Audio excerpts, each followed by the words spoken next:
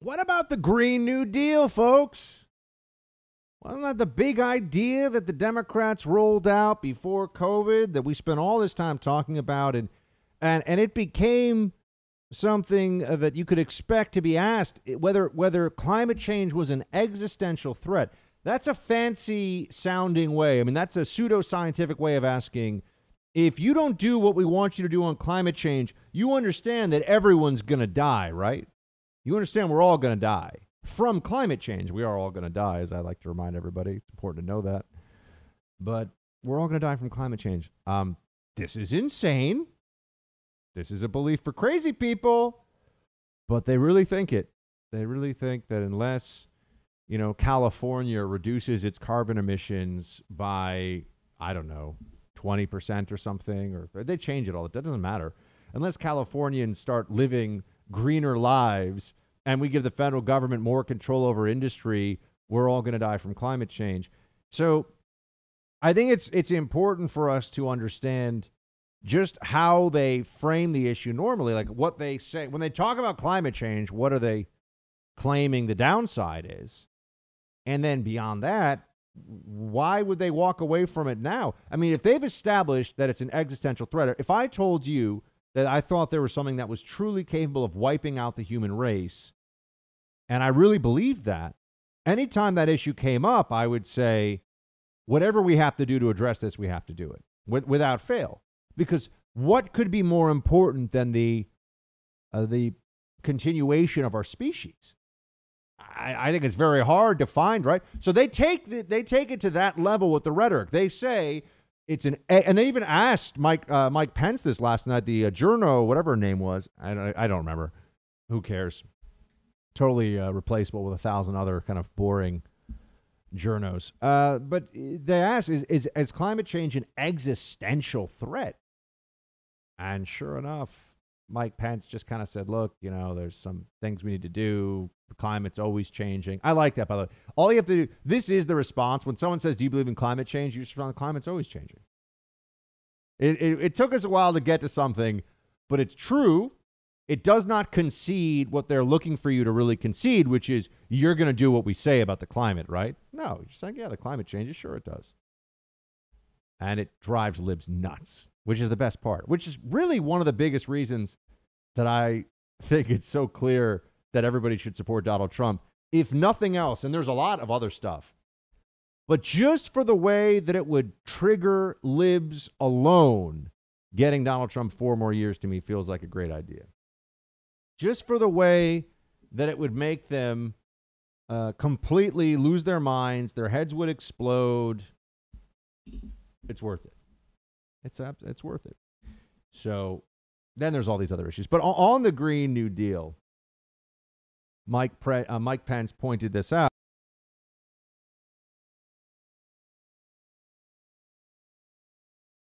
But he also said that it's greatly influenced by the Green New Deal. Well, why not just have it be the Green New Deal? Talking about an existential threat, right? The journo last night even asked about the existential nature of climate change. Pence pointed this one out, and I have to say he was quite right in doing so. Play 8. And with regard to banning fracking, I just recommend that people look at the record. You yourself said repeatedly that you would ban fracking. You were the first Senate co-sponsor of the Green New Deal. And while Joe Biden denied the Green New Deal, Susan, thank you for pointing out the Green New Deal is on their campaign website.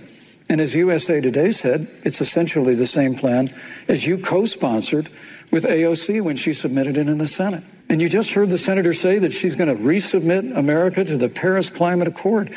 Look, the American people have always cherished our environment. We'll continue to cherish it. We've made great progress reducing CO2 emissions through American innovation and the development of natural gas through fracking.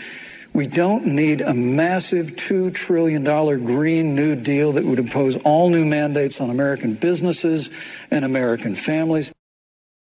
Of course we don't need that. But the Democrat left is psychotic about climate change. It's their religion replacement. It's the religion for people who think they're too smart for religion. That's what climate change is.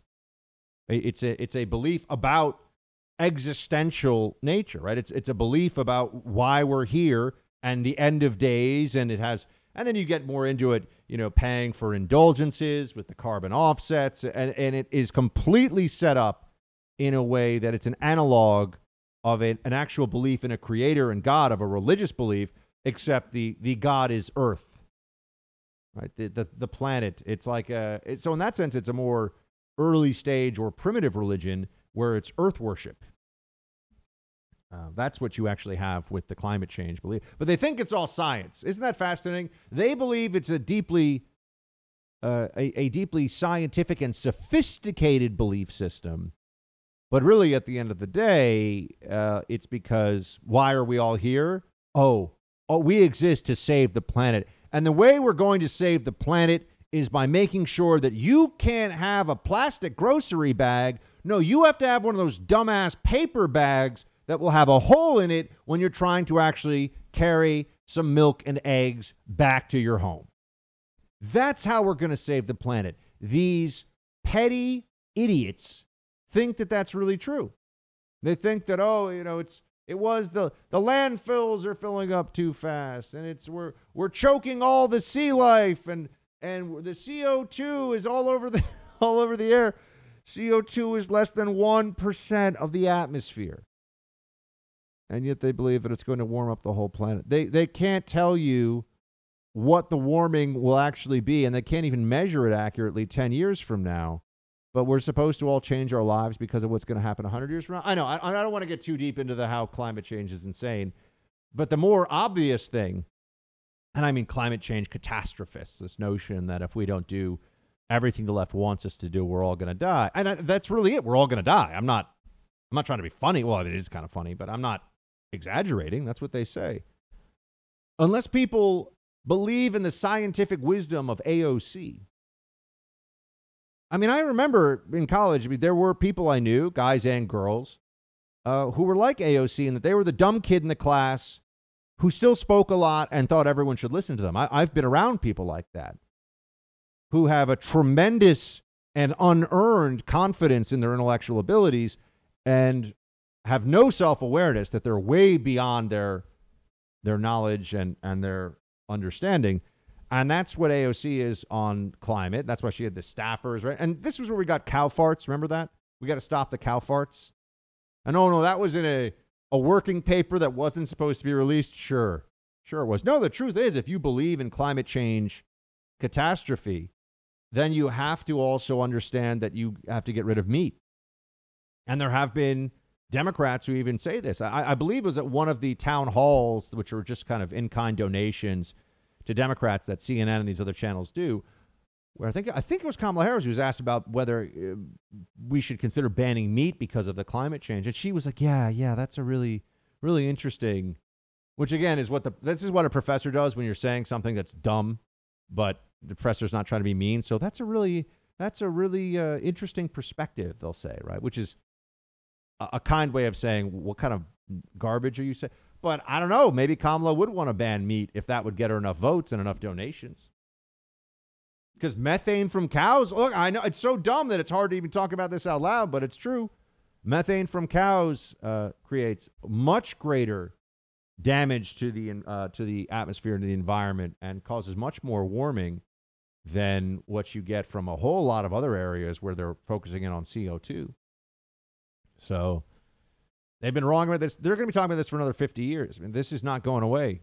And in 50 years, they're going to keep saying, every 10 years, we'll be told we have 10 years before it's too late to fix this. And then in 10 years, they'll just, enough time will have elapsed that people will forget that 10 years ago, they were saying, look, this is maybe just the circuitry or the wiring of certain human brains, but this is the way it's going to be.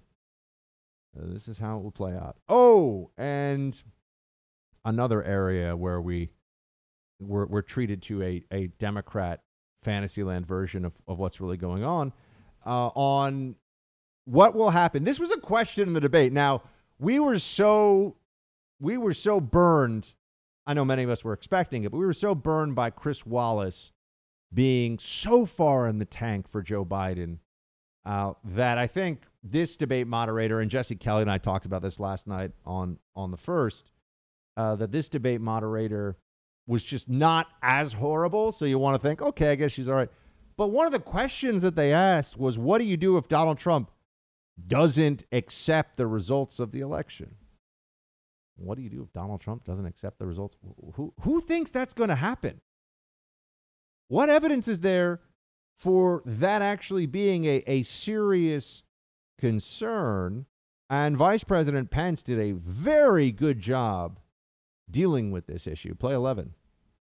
When you talk about accepting the outcome of the election, I must tell you, Senator, your party has spent the last 3.5 years trying to overturn the results of the last election. It's amazing. When Joe Biden was vice president of the United States, the FBI actually spied on President Trump and my campaign. I mean, there were documents released this week that the CIA actually made a referral to the FBI documenting that those allegations were coming from the Hillary Clinton campaign. And of course, we've all seen the avalanche, what you put the country through for the better part of 3 years until it was found that there was no obstruction, no collusion, case closed. And then Senator Harris, you and your colleagues in the Congress tried to impeach the President of the United States over a phone call. And now Hillary Clinton has actually said to Joe Biden that in her words, under no circumstances should he concede the election. So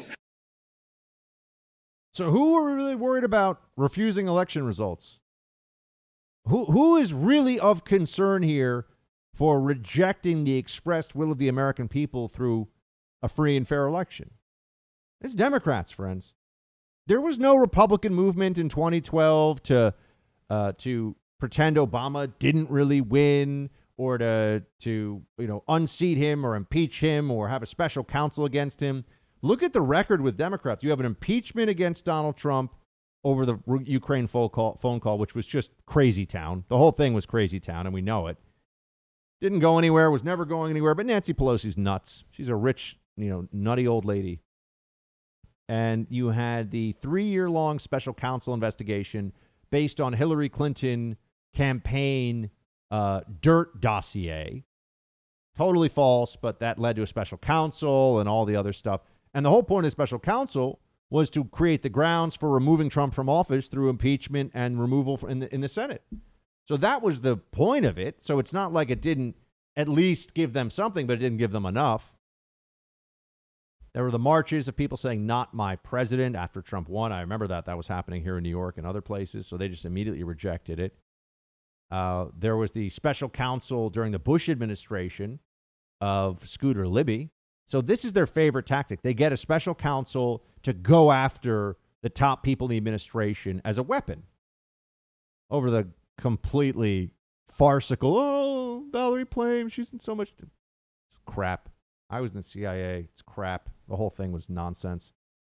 But, they were going after Bush people, and Bush got very unpopular at that point because of the Iraq war and what was going on in Afghanistan, the war on terror, and nobody was willing to step up and say, this is not meant for this. This is really unconstitutional, actually, to create this body of investigative partisan hacks who aren't really accountable. Anyway, and then you have the 2000 election. Who didn't accept the results? Al Gore.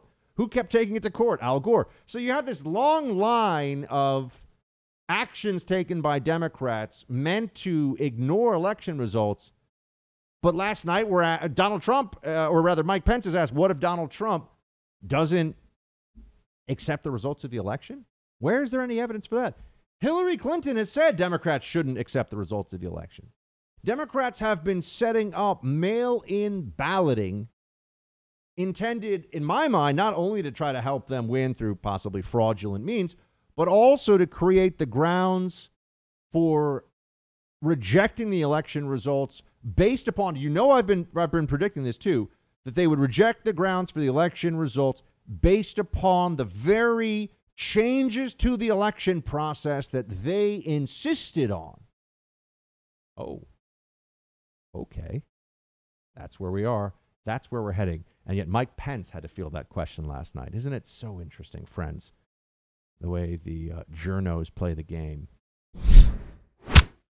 Okay, look, what does the COVID-19 pandemic have to do with you losing your home? Well, it's pretty straightforward. You see, the FBI is telling everybody that cybercrime is up a lot, about 75% actually, since the beginning of the COVID-19 pandemic.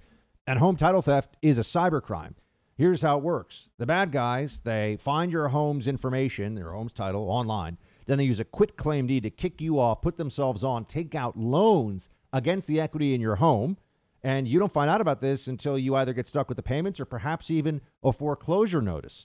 You've got to take action today. Create a virtual barrier around your home's title with Home Title Lock. All you have to do is go to HomeTitleLock.com and use the promo code RADIO. That'll get you 30 free days of protection. The usual identity theft services do not protect you from this. You need to go with the specialists, Home Title Lock. Go to HomeTitleLock.com, promo code RADIO for 30 free days of protection. You can also check on the site to see if you're a victim of this crime and don't even know it.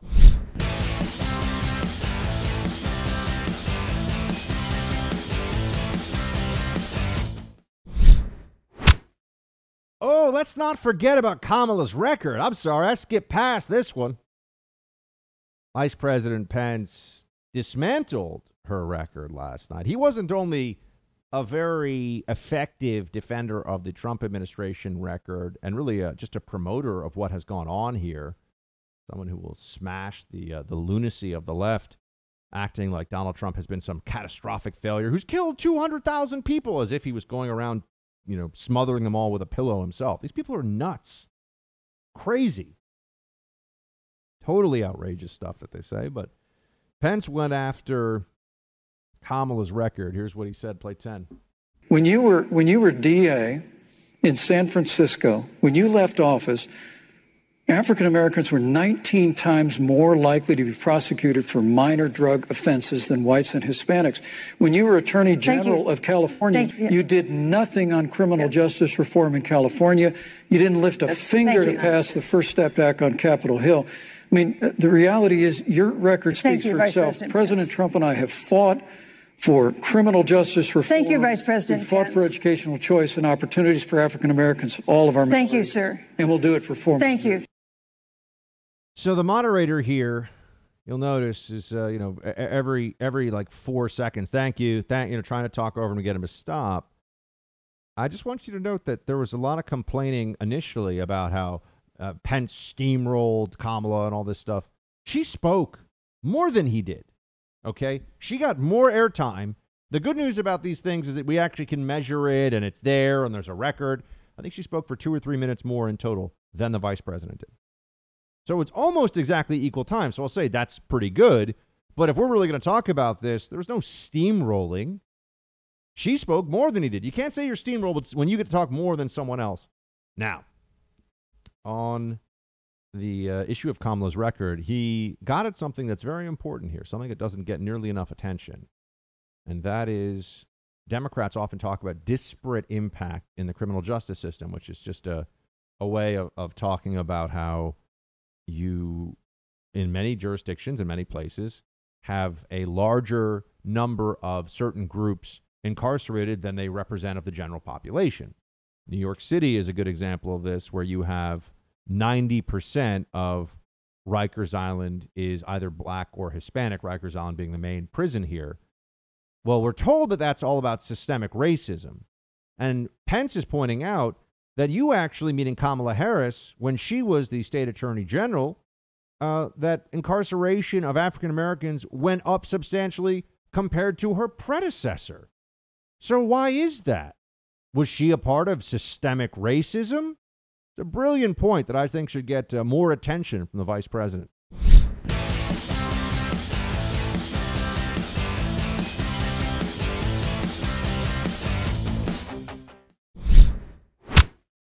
Now let's talk more about the difference between the Democrats and the Republicans on criminal justice for a minute, shall we? This came up in the debate. It comes up all the time because of the BLM protest. There was another one that happened. It's not getting much attention right now, but there's another set of protests, riots going on, I believe, where someone was shooting at cops. It's honestly tough to keep it all straight and keep up with this. And Kamala did the usual last night where she was saying justice wasn't done in the Breonna Taylor case. That's a very, that's a very kind of wishy-washy, don't really take a position, because as she's saying, the justice system did not do the law there. The justice system did not actually function it's supposed to, or just there's no such thing as justice for a woman who's killed accidentally by the cops. Because obviously the latter is true. You're never going to achieve justice. But you could argue then that our entire justice system is misnamed because anybody who's a victim of a crime, sending away the person that did it to you doesn't really make it better. Maybe it protects the rest of society and we need to punish the guilty. And I understand that there are reasons for this, but I'm just saying you never really get justice, right? If some guy robs your home, steals all your stuff, and attacks you in the middle of the night, and then they catch him 6 months later and he goes to prison for 10 years, okay, that's the justice system working. It's not really justice for you. You just wish that thing had never happened. So I note that what she says, your justice wasn't done. I think that's a very interesting way to put it. She was clear in that she has to take the side of BLM, and that's not a surprise. She very clearly is a big BLM supporter and has been on the record saying all kinds of things about how it's a great movement for change, and it's really in line with the civil rights heroes of the past, that BLM is doing all this great stuff. I mean, I think she's completely insane for saying this stuff, but she believes it. She believes it. And Pence pointed out that, you really like to, for somebody who was a part of a justice system that sent a lot of people to prison, meaning Kamala Harris when she was state attorney general, and when she was a prosecutor before that, really doesn't have much faith in the system at all when it suits her politically. Play 13. Well, our heart breaks for the loss of any innocent American life, and the family of Breonna Taylor has our sympathies. But I trust our justice system, a grand jury that refused the evidence. And it really is remarkable that as a former prosecutor, you would assume that an impaneled grand jury looking at all the evidence got it wrong. But you're entitled to your opinion, Senator. So, yeah, they got it wrong. What I would have said, I'm just going to point this one out. Someone should ask Kamala Harris, are the cops murderers? You're a prosecutor. You know the law. Would you charge one of those officers with murder? Really? She should be pressed on that one. Let's hear it, because she could not say no and stay in the good graces of the Democrat left and the BLM rioters and all the rest of it. Couldn't do it. They want to hear that, yes, those cops are murderers, even though that would mean that we're creating a new standard for murder by which when you try to defend yourself, you can be considered a murderer even if your actions are entirely justifiable. But if something bad happens while you're defending yourself, that is an accident, which is what happened to those cops. One cop was hit in the femoral artery and could have bled out and died right there. It was a near fatal shooting of that officer. He's not supposed to shoot back.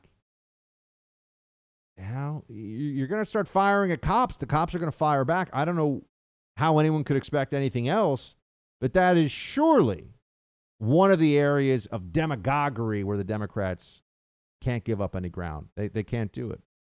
None whatsoever. There's no way they would get away with that for their base.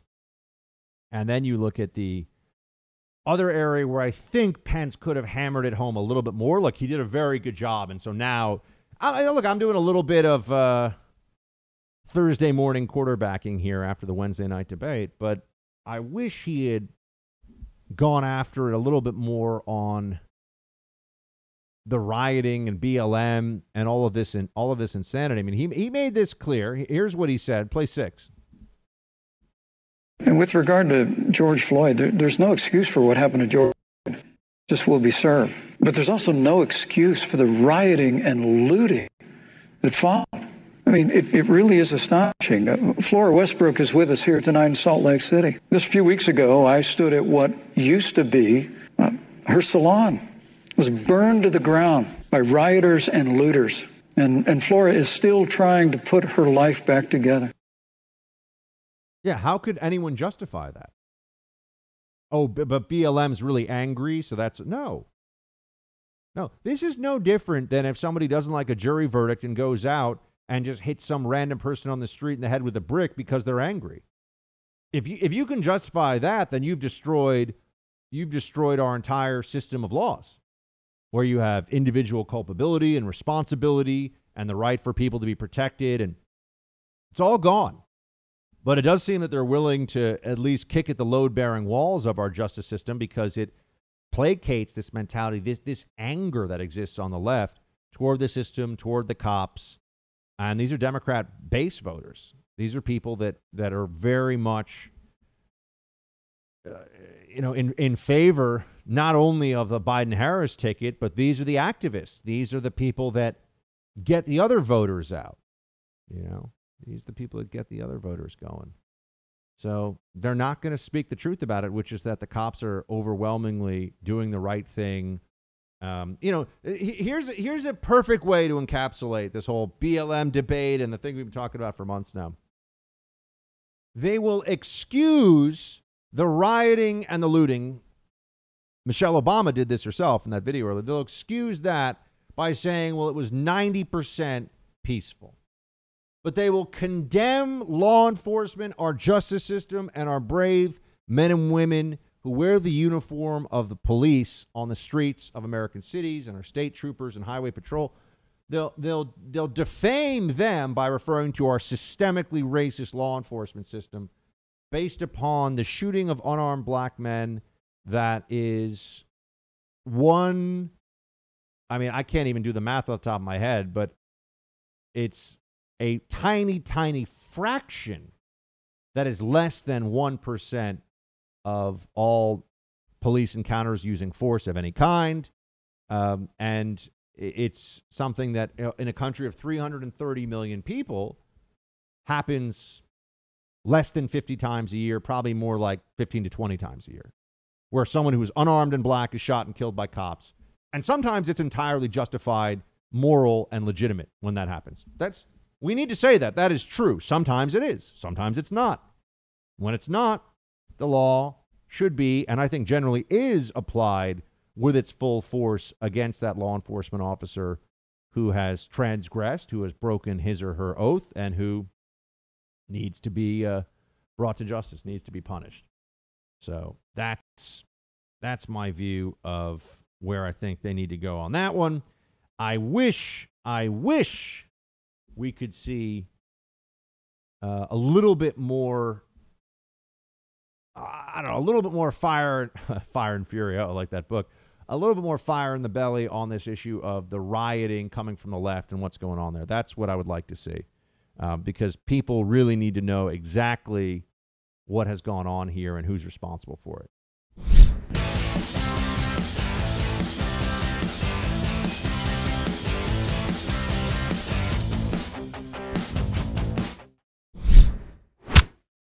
All right, team, very fortunate here to be joined by Mercedes Schlapp. She is a senior advisor of the Trump campaign. You see her on Fox and across all media outlets all the time. Mercedes, thanks for making the time.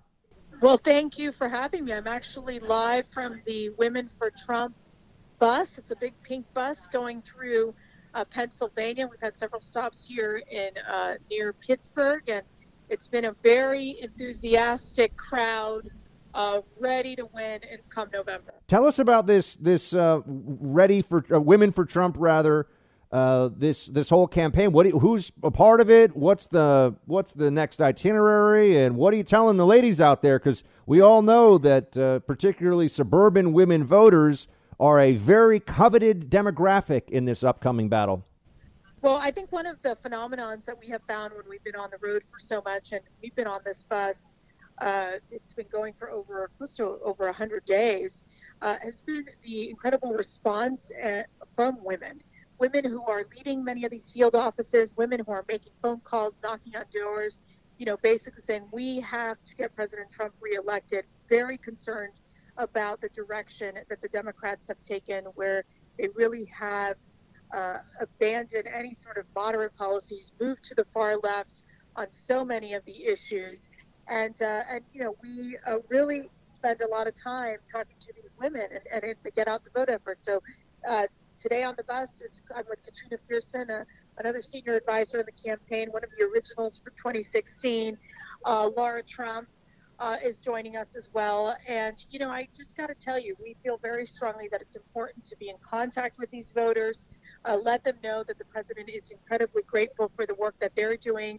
And obviously during this time that we know that the president has been fighting for us, fighting for America, and it's our turn to fight for him, get him to the finish line, and continue to really expose the far left agenda of Kamala and Joe Biden, which we know even yesterday in the vice presidential debate, Kamala couldn't even answer basic questions like, will they pack the court? You could see a little bubble over her head saying, well, of course we're going to pack the court, but they're not willing to be transparent and honest with the American people.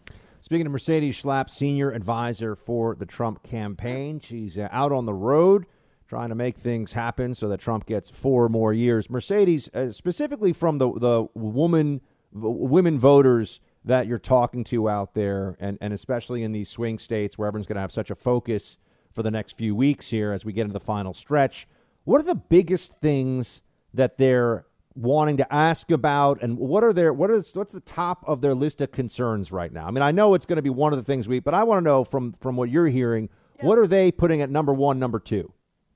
I would say number 1 and number 2 are clearly the economy and ensuring that we're able to build a strong economy, a robust economy. And they've seen President Trump do it once, and they know he's going to do it again. And we've seen, obviously, a lot of progress in that area. In the recent jobs numbers where we've created over 11 million jobs in the last 4 months. And so the other piece of this, I would say, is safe communities. It's this idea that we've seen a lot of chaos on the streets, and the fact that the president has made it very clear that law and order is a priority, and that we're able to ensure that we don't move forward on defunding the police, that we hone in on community policing, community safety, and that's also another priority. And of course, COVID is on the minds of so many of these women voters. It has been exhausting to raise children during this time, to make ends meet during this time of dealing with the global pandemic. And this idea that Joe Biden really has no plan, as Vice President Mike Pence said yesterday, they're literally plagiarizing what President Trump and the Vice President have already offered and what the plans that we have put in place.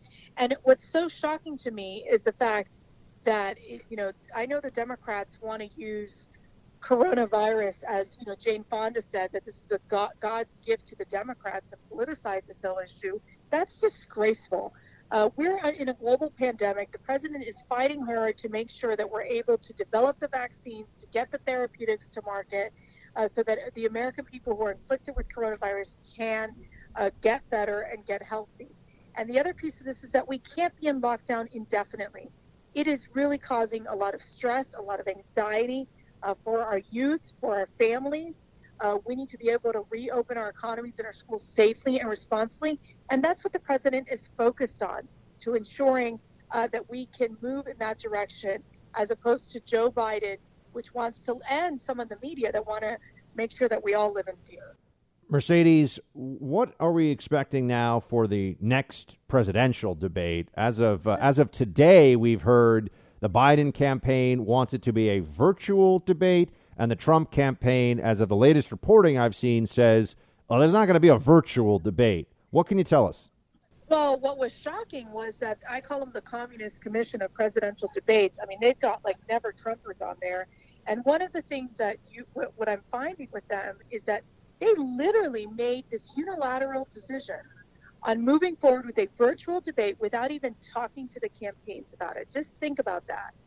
And that's what's so disturbing, is the fact that they're looking to protect Joe Biden. They know that the president had a very strong night. They know that Mike Pence won the debate yesterday. And so at this point, it just seems that they have no interest in ensuring that this conversation, and this important conversation, happens between the two presidents, between the two candidates, I should say. And so I think it's important to really understand that this was a unilateral decision made by the commission. They did not discuss it with the campaigns, and that is incredibly problematic. So we're hoping, and what we're looking to do is to move the debate a week later, have the two debates, one October 22nd, the next October 29th, and let's have that discussion where the American people can see these two men in person being able to, describe what their visions are for America. And that is, I think, what the goal is at this time. Mercedes Schlapp, senior advisor for the Trump campaign, out there on the trail, on the bus, doing the work. Mercedes, thanks so much for joining us. Good luck to you.